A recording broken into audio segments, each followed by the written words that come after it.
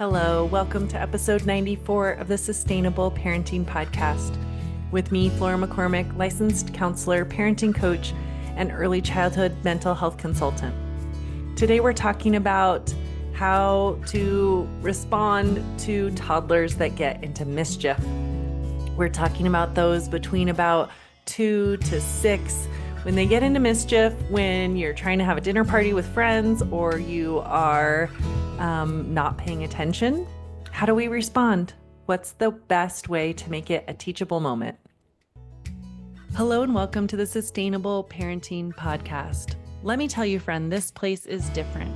We fill that gap between gentle parenting and harsh discipline that's really missing to parent with kindness and firmness at the same time, and give you the exact steps to be able to parent in ways that are more realistic and effective, and for that reason, finally feel sustainable. Welcome.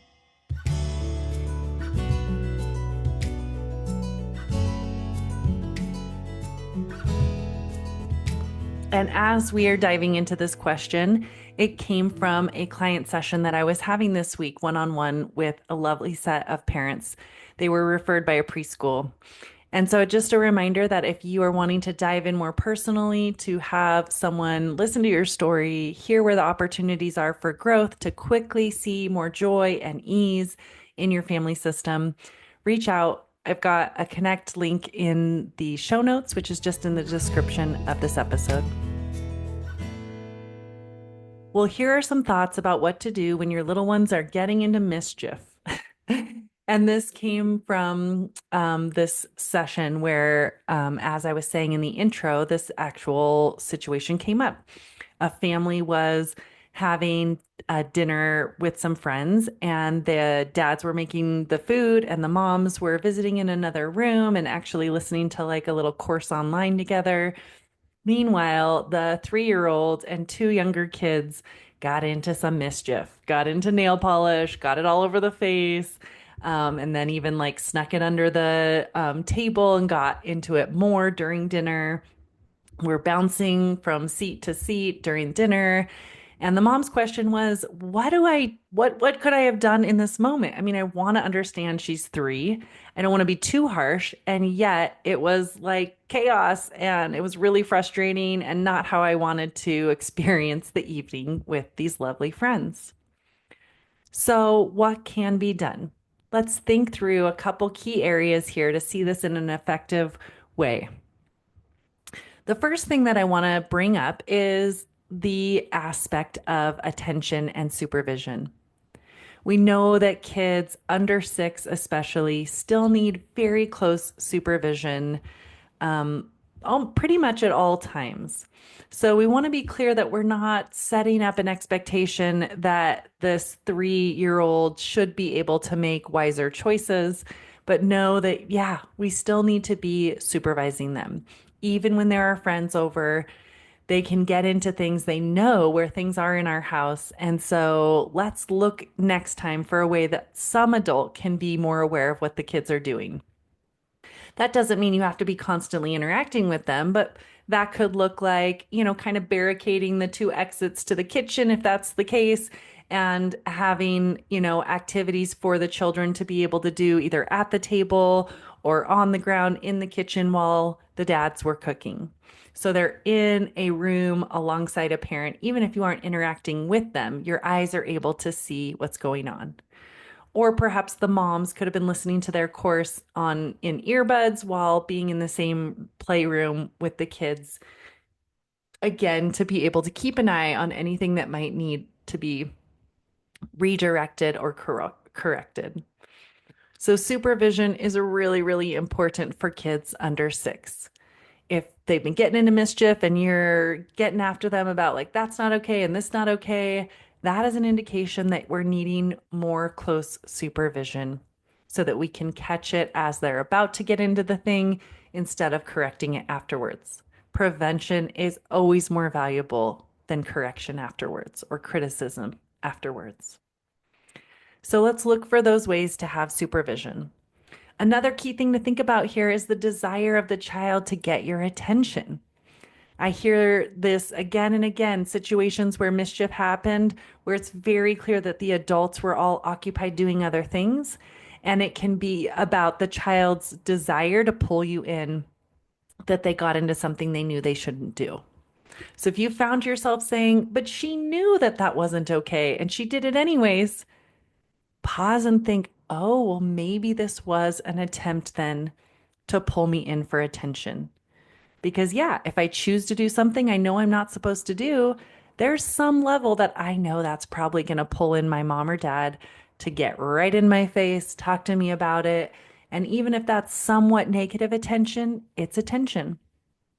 And we know from child psychology that positive or negative, when kids are desiring more attention from us, they will do what brings in attention, even if it's negative.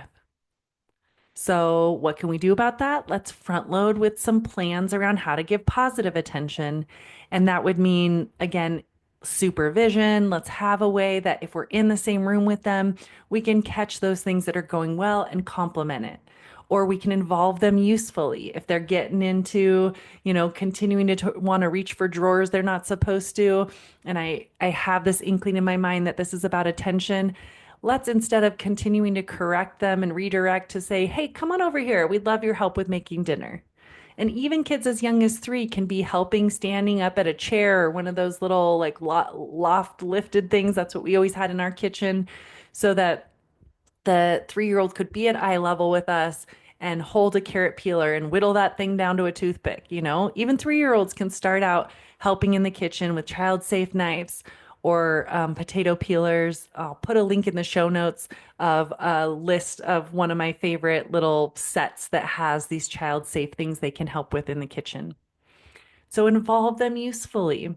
Maybe they want, you're cleaning and you're folding things, doing laundry. Kids love to fold if you involve them in it. If you are cleaning the house, they may love to get involved with something that feels interesting, like a handheld vacuum or a handheld broom or mop, or they might enjoy a squirt bottle and a rag. I mean, I don't know what it is, but squirt bottles can seem very entertaining to young kids. And if you just fill it with some vinegar, water, maybe essential oils, they can wipe down the glass door. They can wipe down any door or baseboard or wall that has fingerprints on it. They can wipe down the stainless steel appliances of the, dishwasher or oven or refrigerator. Lots of things they can be helpful with. And if it leaves a couple spots that's not super clean, it may be worth the way that it involves them usefully so you can enjoy that dinner party. Finally, if they're getting into mischief at the table, then jumping from seat to seat, not doing what you want them to do, but you're trying to be supportive of them still just being a 3-year-old, I want you to think of the phrase, all feelings are allowed, certain actions must be limited. So how can I allow that? Yes, a 3-year-old may not be wanting to sit at this table calmly for the entirety of a 30-minute dinner party, but can I be clear? If you want to be at the table, you sit calmly in this chair or on my lap. If you need to jump and wiggle, you're welcome to go over there and leave the table. Get all your jumps, wiggles out, come on back, and you can sit again with us. So differentiate that the need of wiggling or doing things that are not appropriate for the table is okay and age appropriate, but pivot where it's allowed so that you're creating these clear boundaries that of the socially acceptable behavior. When we're at the table, we're sitting, and when we need to get our jumps and wiggles out, we go next to the table to do that. Okay, so a couple key thoughts about how you can respond if you're having mischief come up in that time frame around a dinner party or friends visiting. I hope this helps you with your sweet little mischievous ones this week. And again, if you'd like to dive in more personally, reach out through the link in my show notes. I'm wishing you another week filled with tools that help you be kind and firm at the same time so that parenting finally feels sustainable.